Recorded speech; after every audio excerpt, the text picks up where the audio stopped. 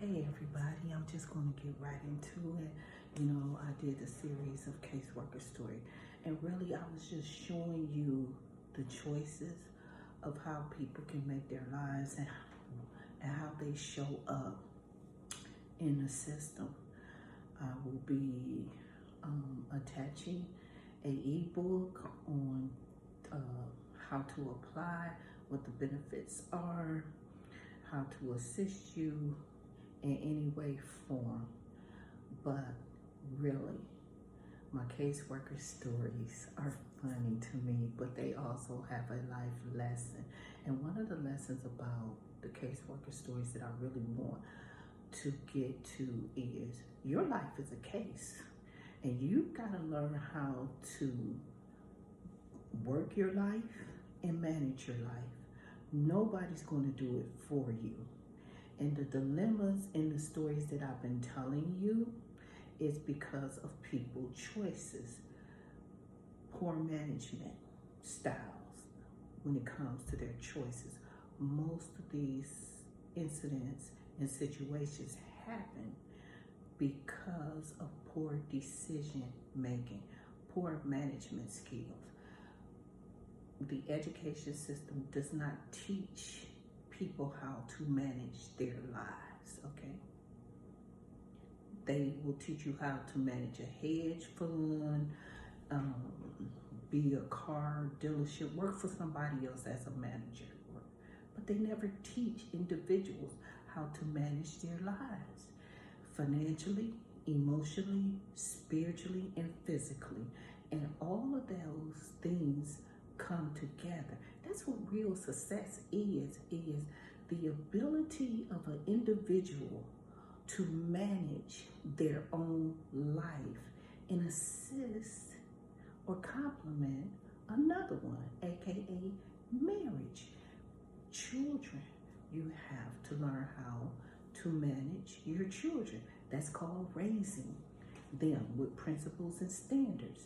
That is the same thing when it comes to your life.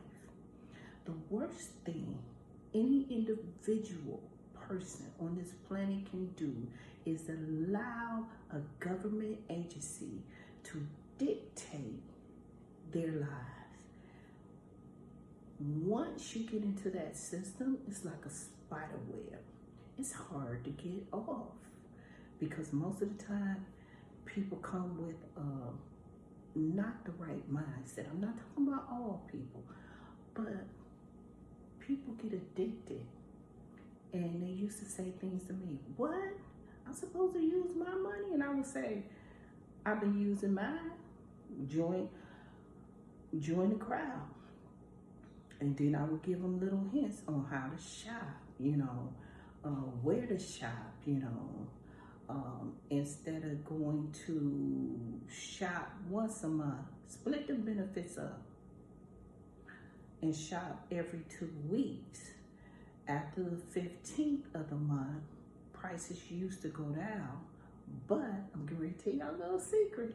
The Grocers Association got together, paid some money. Now I'm going to say all policies, procedures, rules, and regulations, somebody got paid, and then it becomes a policy or a rule or a regulation. But we just going to be honest.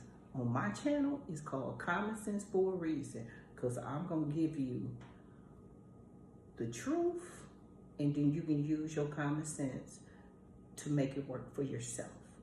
But the Grocers Association got together with some politicians and decided, instead of benefits being administrated from the 1st through the 7th, they now wanted to get past the 15th because the Grocers Association said that the grocery store owners were saying that after the 15th of the month, their shelves, they weren't making the profit that they thought they should be. Less people were coming to the grocery store.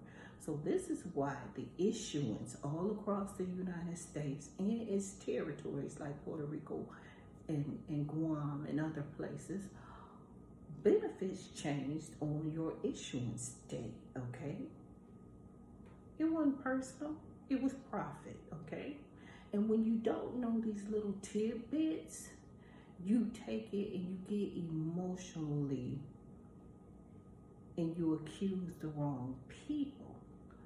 That's why it's so important to get involved in local elections and stop just voting every 4 years. And nobody's paying me for this. Stop voting every 4 years in the presidency and then leave all these other elections alone.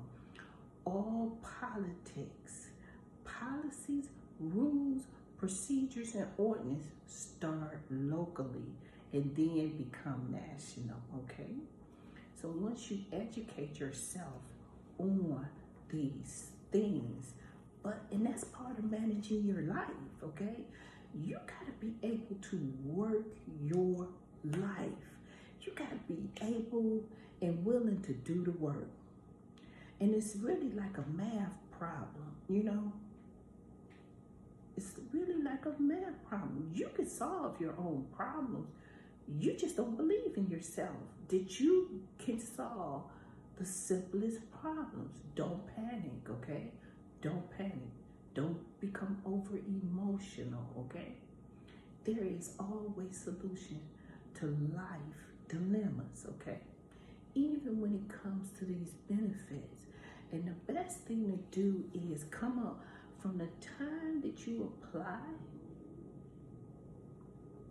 You should have a plan and start to work your plan in managing your life so you can exit the system. It's called assistance. They are assisting you while you build your life up, while you level up, okay? So I'm gonna give you this one story. It's kind of cute and everything. A gentleman came in, and they would call him ABOTs, able-bodied adult and everything, which just a.k.a. single individual. Unemployment had ran out and everything. This was during the last economic downfall of America. So this was around 2012 and everything. You know, we were still going through a lot since the economy fell in 2008. So people were losing their jobs in Ohio. Ohio got really hit bad.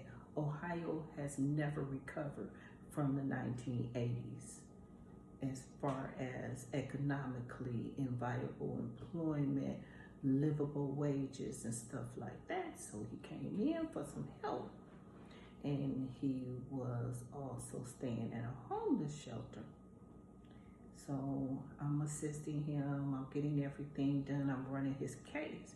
But the man is flirting with me and asking me, can he take me to lunch? And in my mind, I'm like, fool, I know everything about your life. Economically, you can't do nothing for me. You living in a shelter. That's what I'm saying to myself. That's why I said it's cute and funny. But he was persistent, and even some of my coworkers was cracking up because we didn't have cubicles in that way. We just had desks in an open floor pattern and everything. So we could actually hear what was going on and everything with a case and stuff like that. And we would always watch out for each other back if it became a hostile client and everything. And we used to just step in sometime to diffuse the situation. Well, he kept on and kept on and kept on, and I just really had to tell him,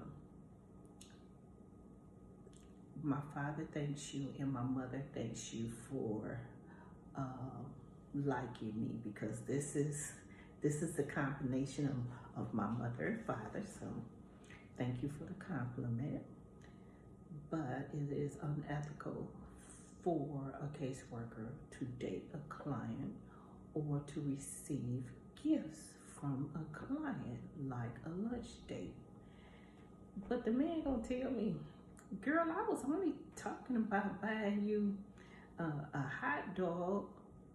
And we used to have a guy outside of our building. He sold hot dogs, and for like $3 back then, I don't know about now, you know the street vendors, you could get a hot dog or pop in a bag of potato chips for lunch, right?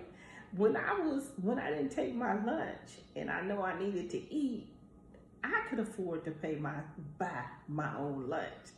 And I used to work with a sister too. She was a caseworker and stuff. And my sister heard that. And my sister is over there hooping and hollering. My other clients is hooping and hollering. My lead is just finding it so funny that this man was so confident in himself that he was willing to put himself on the spot and say, girl, I want to talk about taking you to no steakhouse. I'm just going to buy you a hot dog. A hot dog? A hot dog. I told him I appreciate it, but I couldn't take his gift or anything. So, but I liked his tenacity. I liked his spirit, because that client went on. He asked me about going into a trade program. I helped him get into the trade program, and the position was an elevator repairman. Now I'm gonna tell y'all sleeping on these trade men. If y'all wanna date somebody that's making some money, plumbers, electricians, all the trade dudes, all of the guys that's in trade, okay? Y'all talking about y'all want a boiler?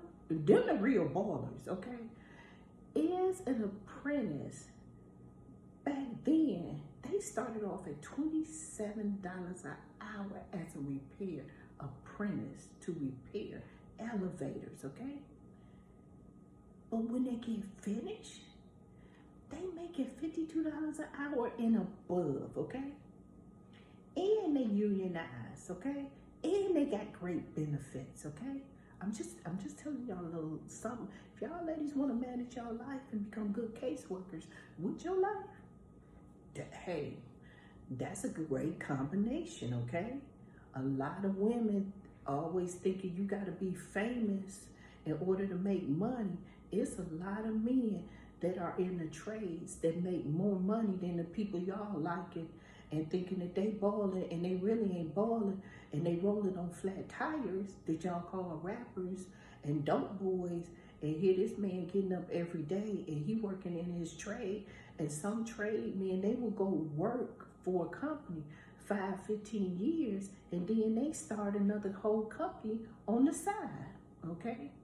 So they bringing in the bucks either way. I'm telling y'all, that is another way of thinking about things. Trade. I believed in my clients, and I was willing to help my clients with other resources to change their lives, okay? And I also met Mary Magdalene. She was an older woman who had been in the sex trade, entertainment business for a long time. And I'm gonna just say this on a more note, there's no future with a married man, ladies. Don't be having kids with married men, because you're setting your kids up to be emotionally damaged in that situation, to be rejected, to be devalued or anything. But she was a very, very pretty lady. She carried herself very respectably compared to the young girls now. That was the difference between an old hoe and these new hoes is respect, ability, and class. Y'all ain't got it. They used to have it, okay? But she came in and she had become sick and she needed some medical benefits, but she also needed some other things. And I was known as the caseworker that when clients sat in the chair at my desk, they would cry. And I literally had to tell them, I'm not doing anything to my clients, but giving them the opportunity to release the things that are holding them back. So now they can rebuild their lives. They can take over and become good managers, good stewards of their lives while I assist them. That's all it was. That's how I looked at my job. And I became a case manager after I decided to go into ministry, actually. Soon as I applied for this job, forgot about the job, went on still working in the medical field, but moved over into hospice care and everything.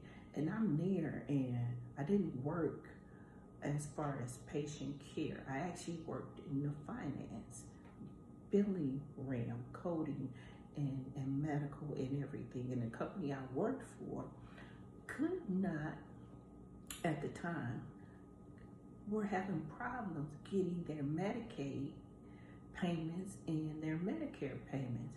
Well, people had started to know that if you had a billing problem, I was the person that would do all of the investigation, make the telephone calls, and solve the issue and the problem so you could get paid, right? So I went and worked, and at that time, my dad previously had passed away, like 3 months prior. I changed jobs right after my father passed away. But I was there, and I needed to go there because I needed to learn how to heal from the grief of the loss of a parent, which is totally different than the loss of a friend, someone you just knew, because that's a life thing. That really is a life source thing. But I was able to heal. I got all of the right tools to assist me because I was willing to do the work. But to make a long story short, soon as I accept that, I get a paper in the mail telling me they don't offer this job to me if I, and I go, and it was really like my calling. I got to minister. I felt like my caseworking job was my ministry, and I was helping so many people out, young, old. I eventually became the immigrational caseworker, and I worked with people from all over the world. I even had a husband and wife who were kidnapped by the Taliban that I worked with. I don't speak Cantonese very well, but I taught myself enough to be able to communicate with my Viennese clients. I even learned a little bit of Chinese Mandarin because I had a lot of Mandarin clients and everything. So what I'm giving you these examples is you can manage your life, and when it's time for you to show up and level up, you got it. You got these skills and stuff. Nobody on the job told me that I needed to learn Mandarin. Nobody on the job told me to learn Cantonese. Nobody on the job told me to be compassionate and loving and caring for other human beings. And they were saying I was doing such a great job, and it was like, how do you communicate with these people? And I told them, because I recognize their humanity. And once you recognize humanity, language no longer matters. I had clients that were from Egypt. Oh my God, I loved them. He was working on getting me to come and speak at the university because he found that law students needed to hear me speak about how to communicate in effective communication and everything. But the one thing that I really learned is people are people. I don't care what walk of life they come from. People are people. I don't care what they look like. People are people. I had clients who lost children while being their case manager, so I had to show up. Sometimes I used to say, oh, I can't be the case manager right now. I got to take off the hat. I got to minister to them. My clients in pain, they just lost a child, or they just lost a loved one. Or I had plenty of clients that were climbing up out of poverty and something happened, and now they're so afraid that it's going to push them back into poverty. And I showed them how to steady their lives, to manage that situation and everything. I will have clients calling me and I'm coaching them because they got a situation on the job. I said, no, my motto is this: never allow somebody else to dictate how you butter your bread and cut it. No. And never, ever be the person to cut off somebody else's bread because you feel intimidated or jealous, or you just have that position that gives you the illusion of power. Because this is one thing I believe. Whatever you reap, you gonna sow. Everybody got a payday coming. Everybody gonna get paid. Now later, just like the candy. You know, some of the candy flavors are sweet, and then some of the candy flavors are bitter. But everybody got a payday coming. And on that other side note, I want to say, have a blessed day. Be encouraged, and you can start to manage your life and be successful at whatever you deem success is for your life. And on the other side note, have a blessed day.